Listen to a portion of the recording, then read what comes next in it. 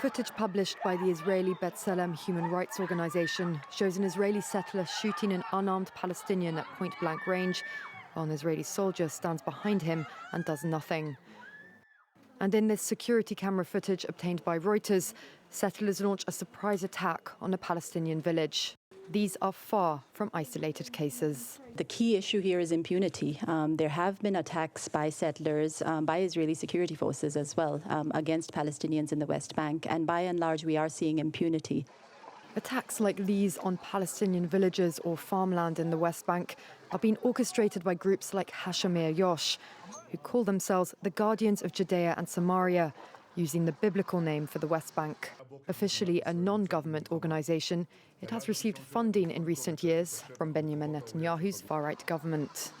Now the US has sanctioned the group, making it harder for the Israeli government and American donors to continue to support them.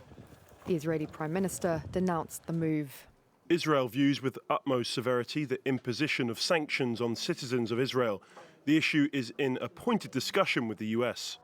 It's the latest round of sanctions targeting extremist settlers, but so far the Biden administration has held off on sanctioning Israeli government ministers who've been leading the settlement expansion policy. On Thursday, though, the European Union's top diplomat said that the bloc must impose sanctions on some ministers accused of fomenting racial hatred.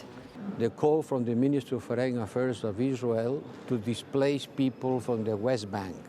This is completely unacceptable. More than 500,000 Israelis reside in more than 100 settlements across the territory, which are illegal under international law and frequently cited as a barrier to peace. Since the start of the Gaza war, at least 640 Palestinians have been killed in the West Bank by Israeli troops or settlers.